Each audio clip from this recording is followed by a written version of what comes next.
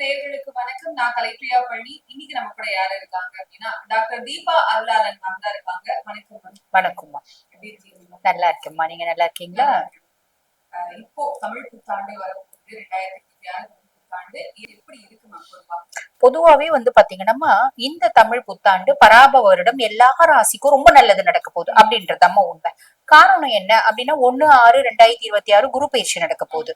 குரு பயிற்சி நடந்து குரு மிதுனத்துல இருந்து கடகத்துல உச்சம் பெற்று அமர போறார்.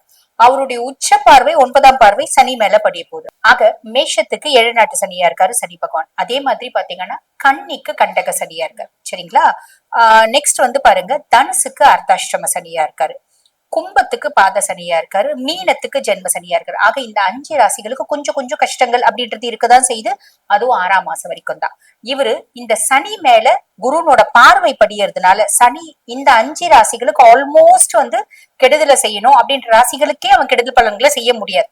ஆல்மோஸ்ட் நல்லிஃபை ஆயிடுறான். அதுக்கும் மேல மீதி இருக்க ராசிகளுக்கு அவன் நிறைய நல்லதுதான் செய்ய போறான். இன்னும் கொஞ்சம் ஃபாஸ்டா நல்லது செய்ய போறோம் அப்படின்றத உண்மை. மகர ராசிக்காரர்களுக்கு இந்த தமிழ் புத்தாண்டு, அதாவது இந்த பராபவ வருடம் என்ன மாதிரியான நற்பலன்கள்?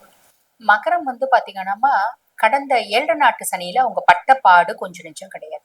நிறைய மகர ராசி என்பர்கள் பாத்தீங்கன்னா பிரித்த கடங்காரங்களா ஆயிட்டாங்க.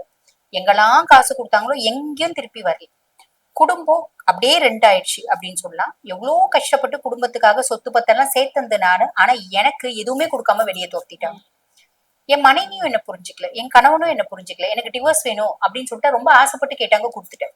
அப்படி சொல்ற மகரமும் உண்டு. பிள்ளைங்களால பிள்ளைங்கதான் எனக்கு வாழ்க்கை அப்படின்ற மாதிரி பிள்ளைங்களுக்காகவே முழு நேரமும் உழைச்சேன். ஆனா பிள்ளைங்க தான் முதல்ல முதுகுல குத்துறாங்க. சமுதாயத்துல ஒரு அசிங்கம் அவமானம், செய்யாத தப்புக்கு ஒரு அவப்பேர் சந்திச்சது. இந்த மாதிரி நிறைய கஷ்டப்பட்டுட்டாங்க. இது 7.5 வருஷமா தான் நம்ம சொல்றோம். ஆனா நிறைய மகரம் இல்ல மேடம் 15 வருஷமாவே இந்த கஷ்டப்படும் அப்படின்னு சொல்லுவாங்க. அப்படிப்பட்ட மகர ராசி அன்பர்கள் அவங்களோட பிரச்சனைகளுக்கு எல்லாம், அவங்களோட கஷ்டங்களுக்கு துயரங்களுக்கு எல்லாம் விடிவு காலம் பிறந்துருச்சு அப்படின்னு சொல்லலாம். காரணம் என்ன? சனி சகாய சனியா இருக்கான். எல்லா விதத்திலயும் ஹெல்ப் அவன் பண்ண போறான். சனி கொடுக்க எவர் தடுப்பார் அப்படின்ற வார்த்தைக்கு ஏத்த மாதிரி சனி நிறைய நல்லது கொடுக்க போறான். கவலைப்பட வேண்டாம். அதுக்கும் மேல குருனோட 9ஆம் பார்வை 6ஆம் மாசம் சனி மேல படியதுனால கடகட நிறைய நல்லது கொடுக்க போறான். அது ஒரு ஃபர்ஸ்ட் பிளஸ். குடும்ப வாக்குஸ்தானத்துல ராகு இருக்காரு. குடும்பத்துல தனப்பிராப்தி இருக்கும், நிம்மதி இருக்கும், சந்தோஷம் இருக்கும், மகிழ்ச்சி இருக்கும், குதூகலம் இருக்கும். ஆனா எல்லாமே போலித்தனமா இருக்கும். அந்யோன்யம் அப்படின்றது இருக்காது. எதிர்பார்ப்பு கருதி, ஆதாயம் கருதி அப்படின்ற மாதிரி இருக்கும். அதே மாதிரி மகர ராசி என்பர்கள் தன்னைத்தானே பெருமையா பேசிப்பாங்க. நான் பாத்தீங்கன்னா வானத்தையே வில்லா வளைப்பேன் அப்படி இப்படின்னு செல்ஃப் ப்ரமோஷன் பெரிய. ஆமா, அப்படி எல்லாம் ஆக்சுவலி அவங்க அப்படி கிடையாது. ஆனா இந்த காலகட்டம் அப்படி பேசணும்னு தோணும். வாக்குஸ்தானத்துல இருக்க ராகு யாருக்கும் பெரிய லெவல்ல நான் இதை செஞ்சு கொடுத்துடுறேன் அப்படின்னு வாக்கு கொடுக்க வேண்டாம். நம்மளை பத்தியே நம்ம புகழ்ச்சி பேசக்கூடாது. பேசினா அதுல ட்ராப் ஆகிறதுக்கு வாய்ப்பு உண்டு. 6ஆம் மாசத்துல இருந்து 12ஆம் மாசம் வரைக்கும். கேது 8 7 நாட்டு சனியில பாத்தீங்கன்னா நிறைய மகர ராசி அன்பர்களோட தோல்ல ஒரு சொம வந்துச்சு. தேவையில்லாத உறவு அப்படின்னு ஒண்ணு உறவாடிட்டு இருக்கு. அது இப்ப விலகக்கூடிய காலகட்டம். அது நல்லது. ஓகேங்களா? மரபு வழி சொத்துக்கள் இருக்கு அப்படின்னா போய் பராமரிங்க. ஆரோக்கியத்துல கொஞ்சம் கவனம் வச்சுக்கோங்க. வண்டி வாகனம் ஓட்டும் போது கொஞ்சம் கவனம் அப்படின்றது வச்சுக்கோங்க. சின்ன சின்ன விஷயங்கள் பெருசா யோசிக்க வேண்டியது இல்லை. 6ஆம் மாசத்துக்கு மேல குரு பகவான் 7ல இருக்காரு. நிறைய மகர ராசி அன்பர்களுக்கு லவ், ரிலேஷன்ஷிப், திருமணம் அப்படின்றதுலாம் கூடி வரும். இந்த லவ் ரிலேஷன்ஷிப்ல குரு சப்போர்ட் பண்ணுவாரு.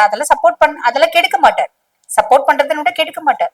அந்த காலம் பாத்தீங்கன்னா நேரம் திருமணம், உண்மையான காதல் அப்படின்னா போச்சு. இந்த காலம் ரிலேஷன்ஷிப்ன்றது போயிடுச்சு இல்லைங்களா? மாறிடுச்சு. அந்த மாதிரி நிறைய பேருக்கு நல்ல ஒரு வரன், அது ஆணா இருந்தாலும் பெண்ணா இருந்தாலும் குணவதியான குணவாளனான ஒரு வரன் அப்படின்றது வரும். ஆல்ரெடி திருமணமாயி டிவோர்ஸ் ஆயிடுச்சுங்க, இளைய கலத்திரம் 2வது லைஃப் நல்லது வரதுக்கு வாய்ப்பு உண்டு. ஆல்ரெடி கல்யாணம் ஆயிடுச்சு, 2 பேரும் பிரிஞ்சு ஒரே வீட்டுல இருக்கும். இப்ப திரும்பி இணையறதுக்கான ரீயூனியன் வழியும் வாய்ப்பும் உண்டு. பிரியலாம் இல்லைங்க, அப்படியே போகுது.